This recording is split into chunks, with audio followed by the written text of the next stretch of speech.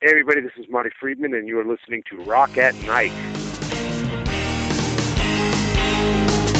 Yeah, yeah. Are you ready?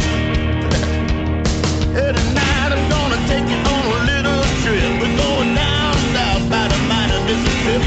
I'm gonna take you to a place where lights never dim. Bring your mother, your brother, and your best friend. I'm gonna show you where they dance out in the street. They'll tell you all about your body heat. Not gonna talk about it, just gonna do it. Get on down if you feel up to it. Now, get on down. Hello everyone, this is Joel Barrios with Rock at Night, and I'll be talking today to arguably one of the most influential guitar players of his generation, and certainly one of the very few who has made a very successful career in two different continents. One of my favorite musicians of all time, it is a real pleasure to be talking to Marty Freeman today. Marty, how are you? Fine, how you doing, man? Nice to talk to you. It is actually my pleasure to be hosting this interview with you, and I would like to thank you for chatting with us. I have some questions for you, and I will try for them not to be the usual ones. So, cutting to the chase, Inferno, your latest records, has proven to be a very ambitious and successful album, to the point that you have toured the US twice after 10 years. How has it felt to come back after all that time? How has the audience reacted? It's been fantastic.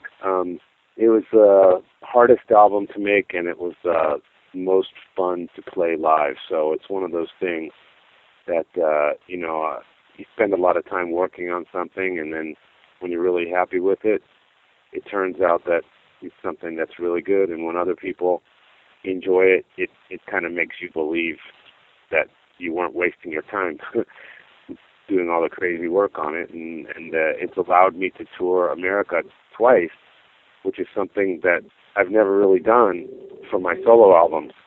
So it's very flattering that so many people enjoy it, and it's very satisfying that I get to play in my home country, with the album that I really like.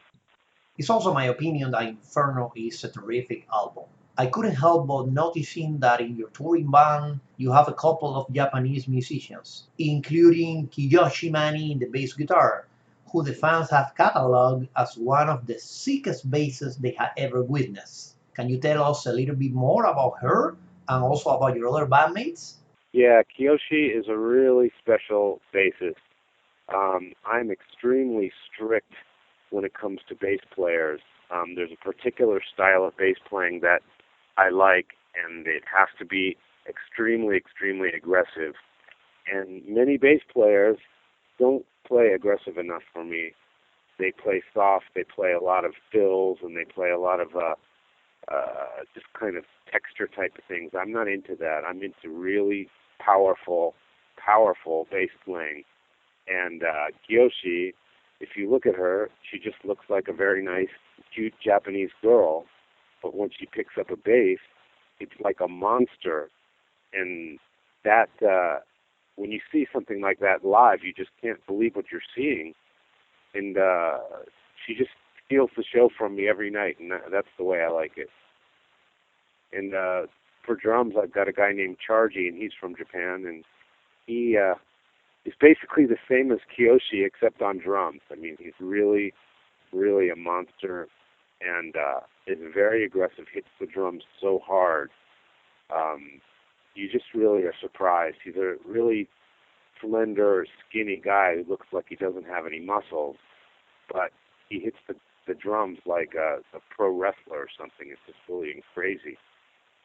And on guitar is the only other American in the band is a guy named Jordan Ziff, and he's a kid. I've known him since he's 14, and he's just one of those young guitar players who is really special and is able to hang with the big boys, so to speak, and really shine within my band.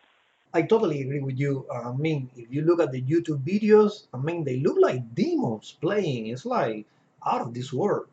I got another question about Inferno. It marked the first collection of music you've written, let's say, for the US market, since your album Music for Speeding. Could you consider Inferno as some sort of a comeback album to a heavier side of you? I wouldn't say a comeback.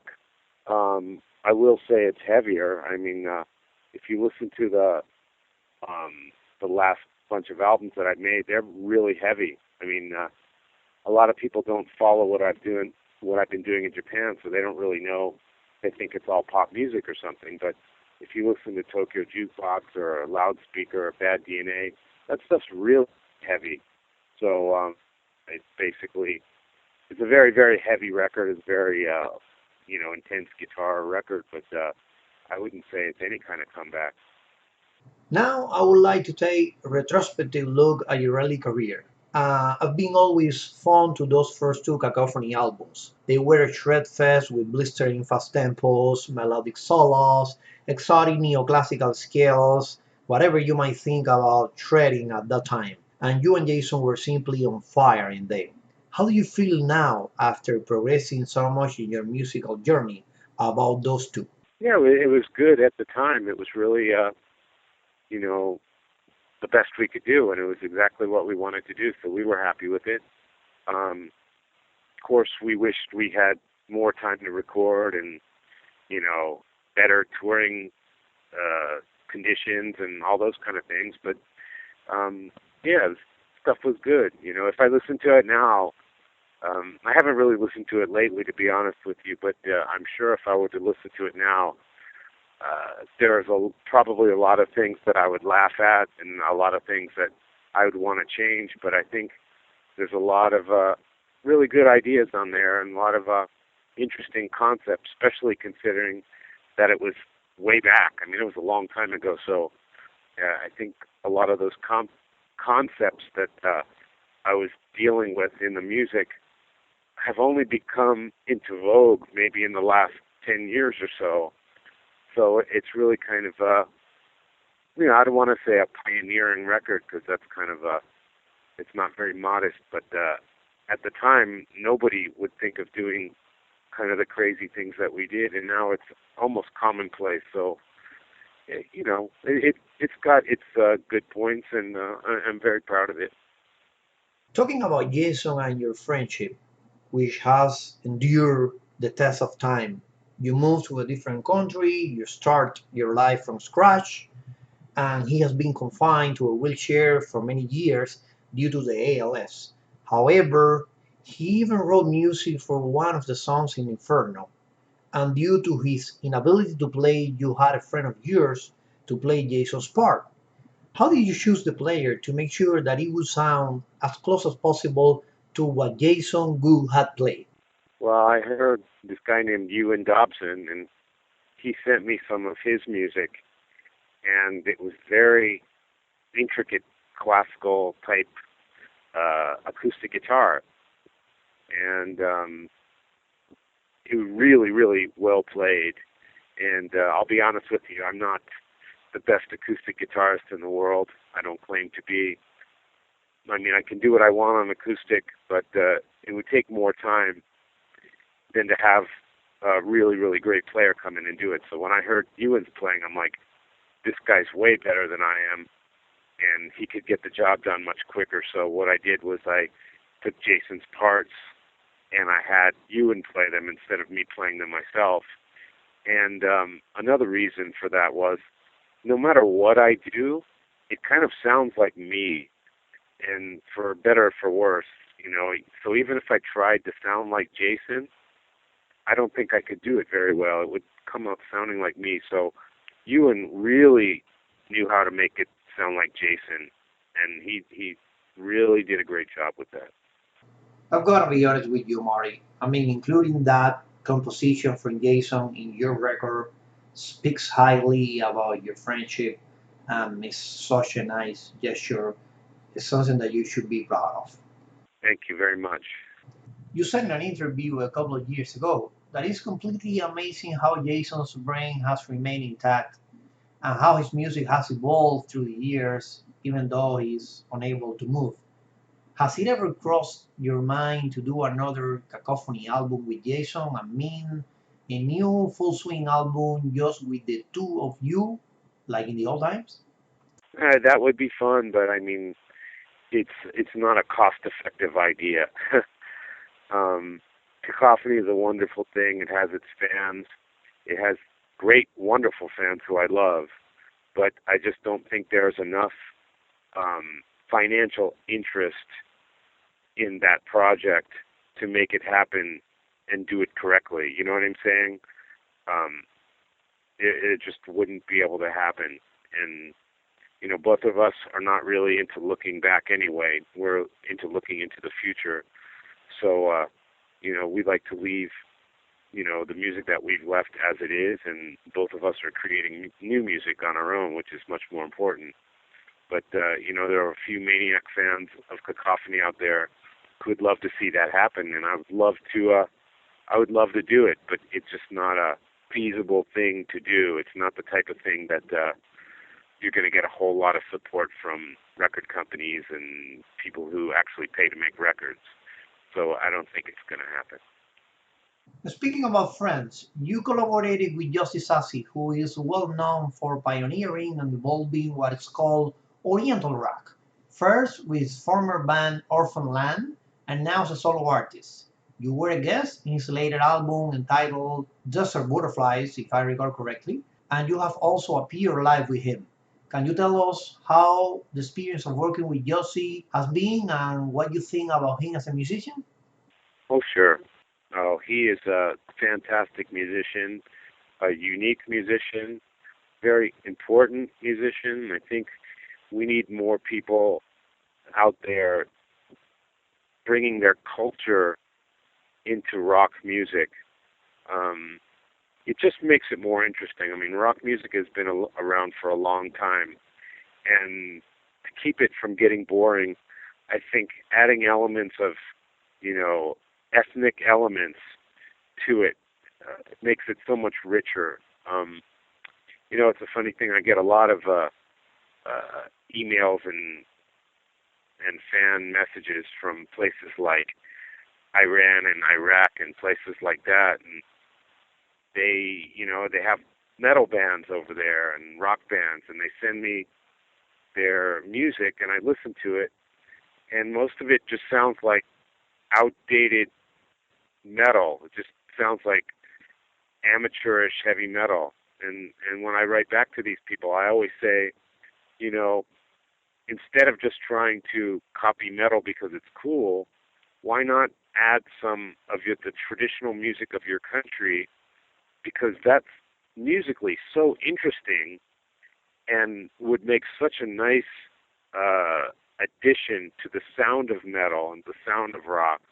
So maybe you could have some rhythms that are, indigenous to Middle Eastern music or something, or have melodies that are similar to folk music, and put that into your heavy metal music. Then you would not only be doing something fresh, but you would stand out. That's why you have great bands like Sepultura, and you have Orphan Land, and many bands from Japan. And it's a great thing that people are adding ethnic elements to their music like Yossi does. So I have a lot of respect for him, and he's just a great guy, a really funny guy, a great guy to be around. That explanation of yours takes me straight to my next question.